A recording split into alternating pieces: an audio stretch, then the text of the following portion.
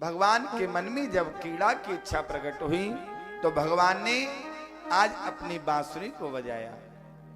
ऐसी बंसी भगवान ने बजाई कि बंसी की धुन को सुन करके सारी ब्रज गोपियां जो भी कार्य में लगी हुई थी उस कार्य को वहीं पर छोड़ करके और दौड़ लगा दी।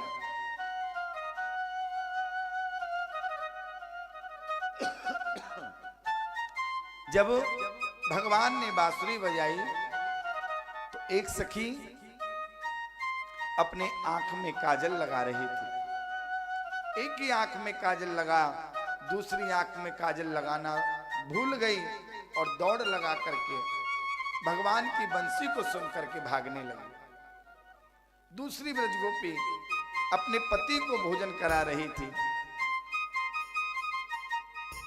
तो जो पति के लिए थाली लगाई थी उसको तो गाय के आगे डाल दिया और जो गाय को लिए भूसा ले जा रही थी वो अपने पति के आगे ला करके रख दिया। जिस गोपी ने बांसुरी सुनी, जब भगवान की तरफ जाने लगी, उनके पतियों ने जब उनको रोका, कमरे में बंद कर दिया, तो कमरे में भी बंद गोपी ने अपने नेत्र बंद किए और अपने मन की इच्छा को प्रबल करके सूक्ष्म शरीर धारण करके और भगवान की बांसुरी के पीछे सुन करके भगवान के पास चल। बंसी की आवाज सुन करके सारी गोपियां जिस स्थिति में थी उसी स्थिति में दौड़ पड़ी। दूध दोहना बंद कर दिया, चूल्हा फूकना बंद कर दिया, कोई अंजन लगा रही थी, कोई आंख में ही कोई श्रृंगार कर रही थी, तो पैरों की पायल हाथों में पहन ली, नथ को कानों में पहन लिया, कुंडल को नाक में पहन लिया। ऐसी पागलों जैसी स्थिति ब्रजगोपियों की हो गई और बंसी की धुन को सुनकर के दौड़ पड़ी। लहंगा पहरो शीस पे दई चूनरी पाम, पतियन रोके ना रुकी, छोड़ चली घर वाम। सारे गोपियों ने सब बंधनों को तोड़ करके और भगवान श्री कृष्ण के पास चले। जब दौड़ करके भगवान श्याम सुंदर को चारों तरफ से ब्रज गोपियों ने घेर लिया और घेर करके खड़ी हो गई। जब भगवान ने देखा तो स्वागत करने लगे। स्वागतम वो महाभागा प्रियम किम करवाणि वा, ब्रजस्यानामयं कश्चित् ब्रूतागमन कारणम। भगवान ने कहा, सुंदरियों, ब्रज गोपियों, मैं आपका स्वागत करता हूं। आप सबका यहां स्वागत है, पर बताओ आप यहां किस कार्य के लिए आई हो और मैं तुम्हारे लिए कौन सा ऐसा प्रिय कार्य करूं जिससे आप प्रसन्न हो जाओ। ब्रज में सब कुशल मंगल तो है, सब ठीक तो है, जो आज तुम सारी ब्रज गोपियां एकत्रित होकर के मेरे पास आई हो। पर एक बात कहूं, तुमने यहां आकर के अच्छा नहीं किया। इस अंधेरी रात में तुम यहां पर आई हो, तुम्हारे आने का कारण क्या है? बोले लखी ब्रजराज तुम कियो नरक को काम, सास ससुर पति मातु पितु तज आई ठाम। तुमने यहां आकर के अच्छा नहीं किया। तुम अपने अपने पतियों को छोड़ करके, अपने सास ससुर को छोड़ करके, उनकी बिना आज्ञा लिए तुम इस घनघोर जंगल में अंधेरी रात में एक पराये पुरुष के पास आई हो। यह तुमने अच्छा नहीं किया। इसलिए ताते अबही जाओ पराई, सुनि गोपी बोली अकुलाई। गोपियां कहने लगी, हे श्याम सुंदर, आप ऐसा मत कहो। संसार के सारे भोगों को, ऐश्वर्यों को, सुख सुविधाओं को छोड़ करके हम आपके लिए आए हैं, आपकी शरण में आए हैं। अब आप हमारा त्यागन मत करो।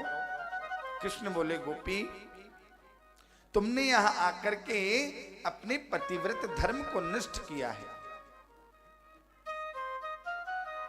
देखो, मैं तुम्हें इसके लिए एक दृष्टांत सुनाता हूं।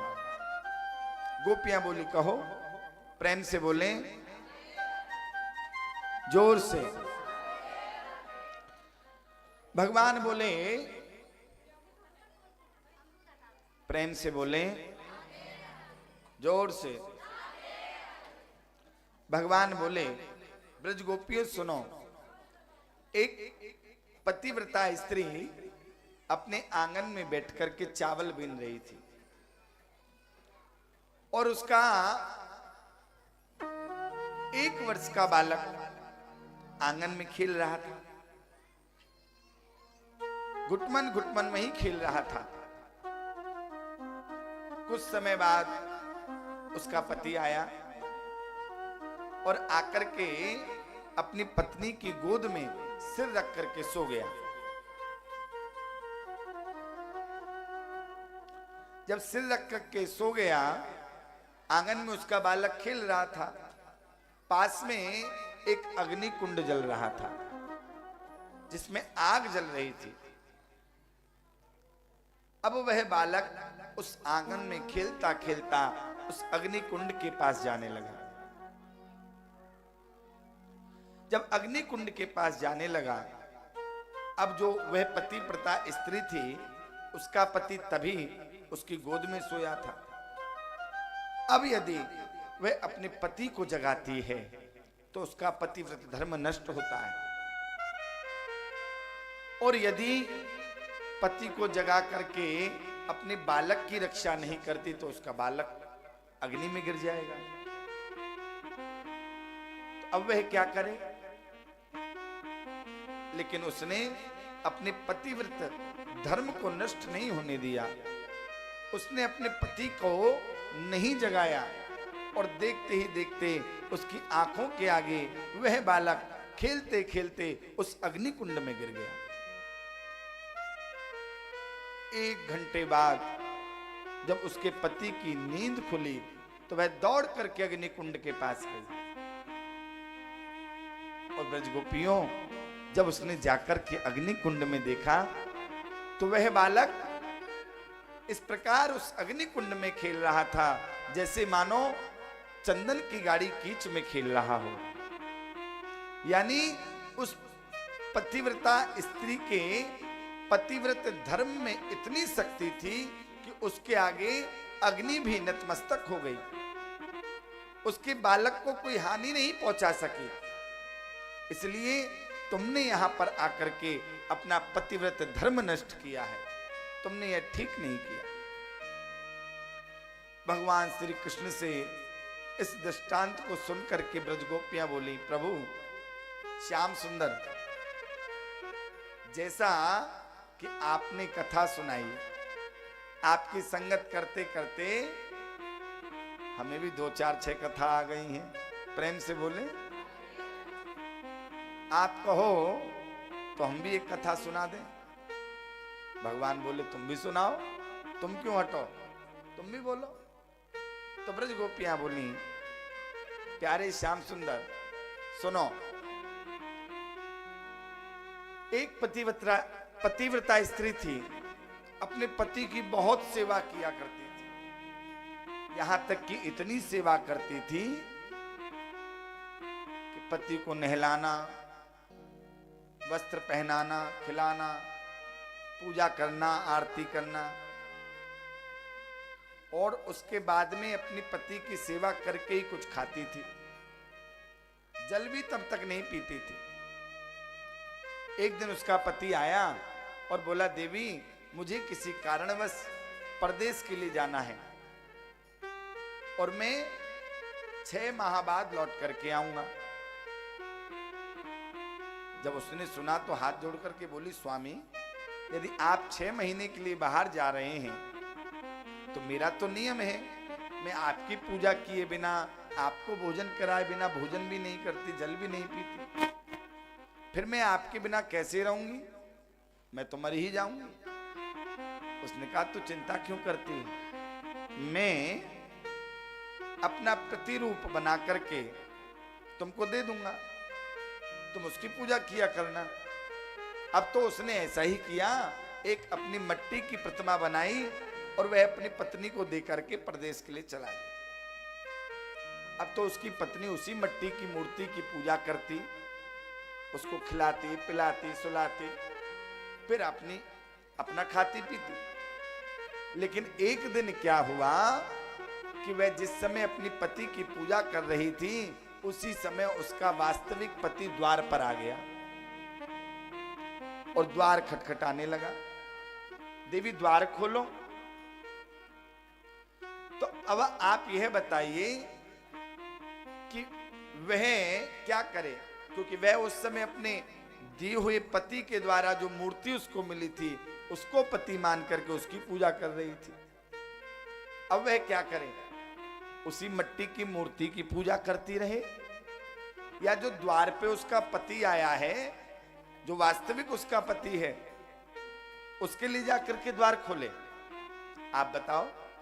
भगवान बोले इसमें कैसा संशय भाई, जब वास्तविक पति जो सच्चा पति है वह द्वार पर आ गया तो फिर मिट्टी की मूर्ति की पूजा करने की क्या आवश्यकता है। गोपिया बोली ठीक है प्रभु, बन गया काम, आपने बिल्कुल सही न्याय किया है। बोले कैसे, कि ऐसे कि जो अब तक